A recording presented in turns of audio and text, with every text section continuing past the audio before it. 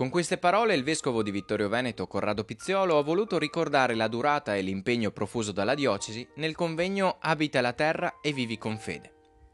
Presentato alla comunità il 17 giugno 2011, il convegno ha preso il via ufficialmente nel mese di settembre, con la prima delle 3 fasi operative, quella della memoria. I consigli pastorali di tutte le parrocchie sono stati chiamati ad analizzare il lavoro svolto negli ultimi anni sul tema del battesimo. La seconda fase, detta del discernimento pastorale, è iniziata nel mese di novembre ed ha coinvolto oltre 2300 persone.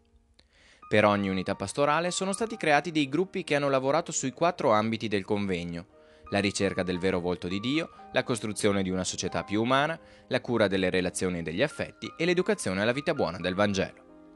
In totale in diocesi sono stati costituiti ben 215 gruppi di lavoro. Nel mezzo della fase 2, l'incontro con il giornalista Luigi Accattoli, che ci ha raccontato come i fatti di Vangelo, nonostante tutto, siano diffusi e presenti nella nostra vita di tutti i giorni.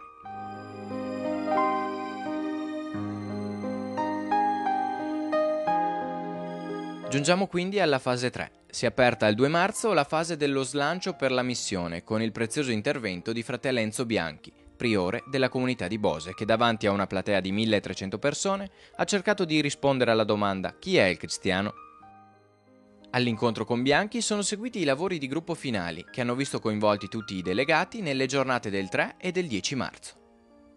Qual è l'importanza del vostro lavoro di questi giorni? L'importanza nasce dal fatto che ognuno può dire la propria esperienza, può raccontare fatti di Vangelo, può testimoniare che nella propria realtà c'è qualcosa di vivo, c'è qualcosa che fa crescere gli altri e c'è bisogno che questo venga travasato, venga comunicato, venga aperto anche alle altre comunità. Talvolta si fanno delle cose molto belle in certe comunità cristiane, si vivono esperienze positive, ma c'è bisogno che anche gli altri le conoscano e ci sia quindi un modo di esternare, di collaborare, di camminare insieme che solo il convegno può dare l'opportunità di fare. Quindi Abita la terra, vivi con fede significa alla fine, io che sto lavorando nell'ambito dei giovani, dare la possibilità anche ai giovani di trovare quelle strade possibili per avvicinarsi a Cristo attraverso non solo i preti ma anche attraverso i giovani, attraverso delle esperienze che possano dare loro la possibilità di essere quello che devono essere in mezzo alle contraddizioni del nostro tempo. Quindi Gesù Cristo ha ancora bisogno di noi e di questa nostra vita comunitaria per arrivare a tutti. Uno dei temi affrontati nei sottogruppi è stato quello del linguaggio dei media. La conclusione è l'importanza di utilizzare questi nuovi linguaggi per veicolare il messaggio di Cristo. Si è anche puntato molto sull'importanza di conoscere questi linguaggi e quindi di preparare i formatori, che possono essere i catechisti, che possono essere i genitori e i giovani stessi, a entrare nei linguaggi conoscendone le caratteristiche per poi poterli anche utilizzare loro stessi per creare cultura cristiana.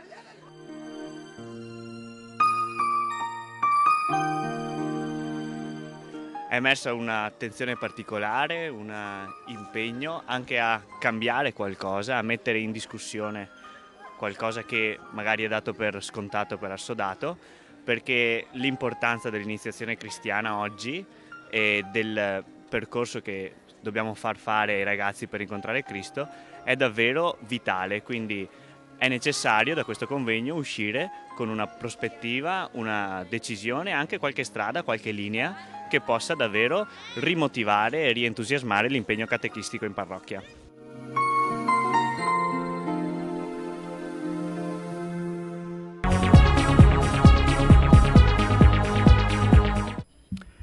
Abbiamo riflettuto sull'Eucaristia che genera in noi l'ascolto, la comunione fraterna e l'annuncio. Riflettendo sull'Eucaristia, abbiamo interiormente vibrato di emozione per la bellezza di questo dono mistero, ma insieme abbiamo constatato la distanza che ci separa da esso. vogliamo esprimere alcune convinzioni e avanzare alcune proposte. La famiglia è la dimensione o la situazione dove assimiliamo l'essere figli e fratelli, dove impariamo che la vita è gioia, condivisione, sacrificio, amore, perdita, perdono. È senz'altro anche l'ambiente vitale da tenere maggiormente in considerazione quando si pensa alla preparazione di una celebrazione accogliente verso le famiglie e familiare nei linguaggi e negli atteggiamenti. Per questo la liturgia domenicale non dovrebbe parlare astrattamente all'uomo d'oggi, ma ospitare il vissuto di una comunità parrocchiale ben precisa, con le sue gioie e fatiche, in cui le persone ricavano le risorse per il vivere quotidiano. Si abbia particolare cura dell'accoglienza dei fedeli e si favorisca anche un momento di fraternità, di cordialità e, perché no, di convivialità al termine della messa. Si abbia una particolare attenzione a educare al silenzio. Un adeguato momento di silenzio sia sempre proposto dopo l'omelia e dopo la comunione. L'omelia sia più vicina alla vita, più incisiva rispetto alle vicende della quotidianità, più calata nell'attualità che il singolo, la comunità e il mondo stanno vivendo. Con l'obiettivo di crescere nell'esperienza di Chiesa-famiglia originata dall'Eucaristia, evidenziamo che è importante coinvolgere maggiormente le famiglie nella pastorale all'interno della celebrazione eucaristica come soggetti attivi. Per ultimo, il fronte del dialogo e dell'annuncio.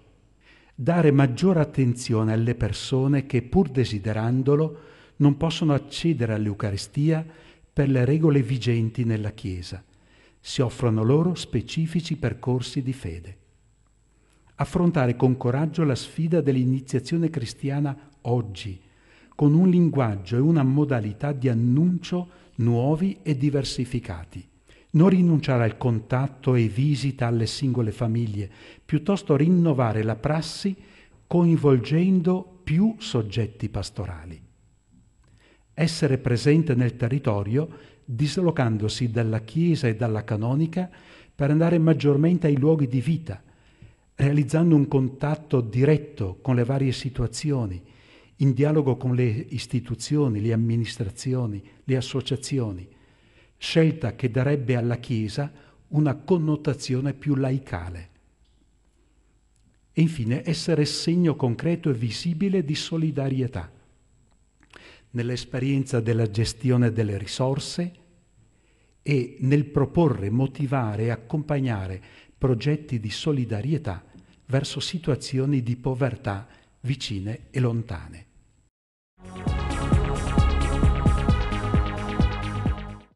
Il nostro ambito, la costruzione di una società più umana, si coniuga perfettamente col titolo del nostro convegno: Abita la terra e vivi con fede e nutriti di fedeltà, come ha specificato Fratel Enzo. L'abitare la terra ci lega a tutti gli abitanti del pianeta. C'è un'unica terra, c'è un'unica umanità. La terra che è di Dio ci è affidata perché la coltiviamo e la custodiamo, diventando custodi gli uni della vita degli altri. Forte e trasversale è emersa la necessità di un maggior coordinamento, a partire dalla valorizzazione delle tantissime realtà e buone pratiche esistenti, e passando per l'individuazione di tempi e luoghi specifici per garantire una pastorale d'insieme. Abbiamo pensato di raggruppare le proposte secondo delle specifiche finalità, rappresentate dai seguenti binomi: accoglienza e fraternità, formazione e corresponsabilità, partecipazione e comunicazione. Riscoprire e vivere nei nostri incontri, a partire dalle celebrazioni eucaristiche, la concretezza delle relazioni in un'ottica di vera accoglienza e rispetto. Si tratta di pensare sempre a delle modalità di incontro attente all'accoglienza delle singole persone.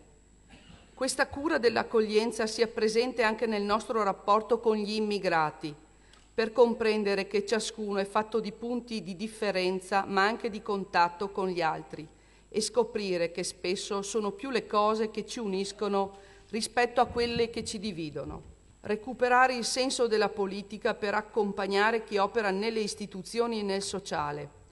La comunità cristiana sostiene le persone che fanno politica anche aiutandole ad elaborare idee. Per questo bisogna conoscere le proposte dei partiti e dei movimenti politici nelle questioni che riguardano il nostro territorio e partecipare alla vita civile e politica, che è un dovere ineludibile di ogni cittadino e in particolare di ogni cristiano. Partecipazione e comunicazione. Individuare a livello diocesano un luogo di incontro per un gruppo di laici fortemente motivati e avviare una piattaforma di incontro tra cultura, politica, economia ed esperienza cristiana. Educare la comunità all'uso dei mezzi di comunicazione di massa, in particolare telefonino e derivati, internet, creando percorsi al riguardo. Queste sono parole. Ora aspetta a tutti e a ciascuno fare in modo che le parole dette si trasformino in itinerari da costruire e percorrere insieme, per abitare la terra e vivere con fede, testimoniando ed annunciando l'amore di Dio per l'uomo nella nostra Chiesa, nel nostro territorio e nelle realtà in cui siamo chiamati a operare ogni giorno. Ricordiamo che questo ambito ha approfondito le relazioni in e tra le famiglie, nella comunità e tra le comunità, nella e con la società. La famiglia è la culla delle relazioni e certamente il primo luogo dove si imparano le relazioni. La famiglia ricopre un ruolo centrale nell'educazione all'affettività, soprattutto attraverso la viva e quotidiana testimonianza degli sposi, che fanno sperimentare i valori tipici del matrimonio ai figli. Oggi questo ruolo è messo fortemente in discussione e la famiglia deve riappropriarsene. La famiglia oggi, per coltivare se stessa, deve riuscire ad amministrare il proprio tempo, non solo in termini di qualità, ma anche di quantità. È urgente porre attenzione ai giovani, riuscire a entrare in relazione con loro, coinvolgerli e responsabilizzarli. Sogniamo che la coppia maturi sempre più la consapevolezza del suo valore sacramentale e da questo parta per rendere la famiglia crogiuolo e scuola di relazioni, che poi, quasi per osmosi, si diffondano alla vita della comunità. Un'attenzione particolare va data agli sposi novelli e alle giovani famiglie, che, intenti a costruire il proprio futuro, in questa fase, forse la più difficile, hanno bisogno di confronto e di modelli positivi. Sogniamo che le giovani coppie vivano la comunità come la loro seconda casa, in cui si sentano non solo accolte, ma valorizzate, e che nutrendosi della parola e dei sacramenti sentano forte e viva la presenza di Cristo, che sostiene e rende possibile il loro sì per sempre. Gli sposi cristiani sappiano far brillare il di più di amore e bellezza che la presenza di Gesù dona alla loro scelta coniugale e siano formati per dare ragione di questa scelta, in particolare di fronte alla ormai diffusissima prassi della convivenza in alternativa o in previsione del matrimonio. Sogniamo quindi una comunità con il sorriso e le braccia aperte, segno di una Chiesa che venga percepita sempre più madre e non matrigna. Emerge chiaramente la necessità impellente di formazione permanente degli adulti e delle famiglie, affinché l'ascolto si faccia presenza e valorizzazione dei doni.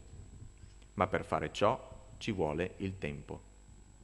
Dimensione fondamentale, ma altrettanto trascurata, il tempo va vissuto con consapevolezza. Va organizzato con al centro la persona e la famiglia, per far sì che le relazioni siano generose anche nella quantità, oltre che curate nella qualità.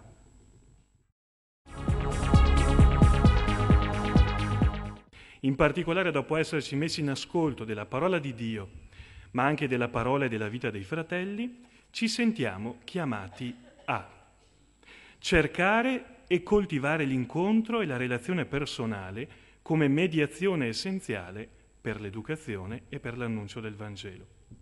In particolare gli adulti sono chiamati a creare spazi e momenti adeguati in grado di venire incontro a questo bisogno di relazione, più o meno manifesto da parte di ragazzi, dei giovani e degli stessi adulti. Ci sentiamo chiamati poi a unire le forze. Per fare delle nostre parrocchie vere comunità educanti è necessario sostenere, mettere in rete e valorizzare tutte quelle esperienze pastorali che ci sono sul territorio, che funzionano, che sono già state sperimentate e proprio per questo vale la pena valorizzare. Dentro questo lavorare insieme si potrà annunciare allora in modo efficace la speranza cristiana e la nostra testimonianza sarà credibile. Essenziale per questo lavoro d'insieme è il lavoro in equipe, il lavorare appunto insieme, soprattutto come occasione per gustare la bellezza della condivisione del vissuto personale e comunitario. Ne sono emerse delle altre chiamate. Per quanto riguarda i giovani, chiamata all'apertura e non alla chiusura verso gli altri gruppi e agenzie educative presenti ed esistenti nel territorio diocesano. E poi chiamata a porsi in ascolto dei ragazzi e dei giovani con elevato atteggiamento di accoglienza, senza paura di lasciarsi contaminare da quello che loro vivono quotidianamente. Tra i spazi più importanti da dare ai giovani c'è quello della corresponsabilità, magari proprio a partire dalle nostre comunità parrocchiali. Per quanto riguarda l'iniziazione cristiana, chiamati a superare l'impianto scolastico della catechesi. E qui si sente il bisogno, per cambiare, di trovare una strada, ma anche di una spinta e di una presa di posizione ufficiale. Chiamati poi a riscoprire la nostra capacità di essere generativi passando dal fare catechismo al generare alla fede, e infine chiamata a valorizzare l'associazionismo cattolico come risorsa educativa. Linguaggi e media, i nuovi e vecchi strumenti di comunicazione possono essere utili come punto di partenza e come strumento. Il modo migliore per conoscere tali mezzi è quello di iniziare ad adoperarli, trovando modalità anche concrete nelle nostre parrocchie che possono interessare e servire a tutti. Ciò che mi pare possibile e doveroso sottolineare è anzitutto che è stato fatto un lavoro veramente apprezzabile. Questi 4 punti, la ricerca del vero volto di Dio, la costruzione di una società più umana, le relazioni e gli affetti, l'educare la vita buona del Vangelo, sono stati veramente punti nevralgici che hanno, per così dire, costituito delle sintesi sui punti essenziali della nostra vita.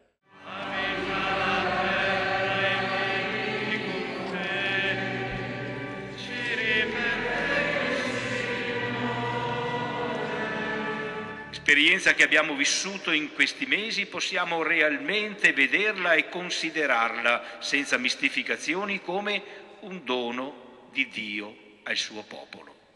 Egli ci ha dato la grazia di vivere un'intensa esperienza di Chiesa, comunione, ritornava anche nelle sintesi di oggi.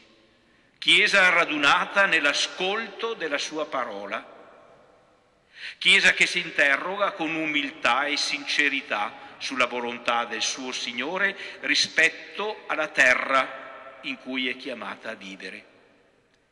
Chiesa che si impegna, valorizzando l'apporto di tutti i suoi membri, a vivere, a testimoniare, ad annunciare l'amore di Dio per l'uomo. Ma proprio perché questa esperienza o questo sentire non si limiti o non diventi un atteggiamento trionfalistico, da cui io personalmente sono sempre molto alieno, credo che vi siate resi conto, ma più profondamente perché la parola del Signore ci interpella, noi dobbiamo metterci in ascolto di quella parola che oggi risuona per noi. Noi abbiamo fatto in questi mesi un serio esame della nostra vita personale ed ecclesiale. Abbiamo cercato di vedere quello che va e quello che non va. Ma questo impegnativo lavoro non sarebbe vero e autenticamente fecondo se noi non chiamassimo per nome una delle ragioni delle nostre fatiche e delle nostre difficoltà. E questa ragione è la nostra infedeltà, cioè il nostro peccato. La parola del Signore ci chiama dunque a pentimento e conversione. Positivamente ci chiama ad essere più santi, ad ascoltare con più assiduità il Signore che ci parla, a pregare di più, a celebrare con più fedeltà e convinzione i sacramenti dell'Eucaristia e della riconciliazione. Ne abbiamo sentito degli appelli anche nelle sintesi. E proprio grazie a tutto questo il Signore ci chiama e ci manda a collaborare con tutti gli uomini di buona volontà per costruire una società più umana e promuovere una cura più autentica fra persone e ad impegnarci per educare alla vita buona del Vangelo. Cari fratelli e sorelle, durante quest'anno abbiamo spesso invocato nella preghiera il dono dello Spirito Santo. Continuiamo a invocarlo perché i semi di novità che Egli ha sparso sul terreno della nostra Chiesa possano spuntare e portare come frutto quei fatti di Vangelo di cui la Chiesa e il mondo hanno bisogno. È stato ricordato che non siamo una Chiesa rassegnata, ma è grazie allo Spirito Santo che noi vinciamo la rassegnazione. Invochiamo anche l'aiuto e l'intercessione della Vergine Santa e dei nostri santi e beati. In particolare invochiamo l'aiuto e l'intercessione del servo di Dio Giuseppe Toniolo, che fra poco contempleremo beatificato. Ci assistano, ci sostengano con il loro esempio e con la loro preghiera nel cammino che stiamo compiendo.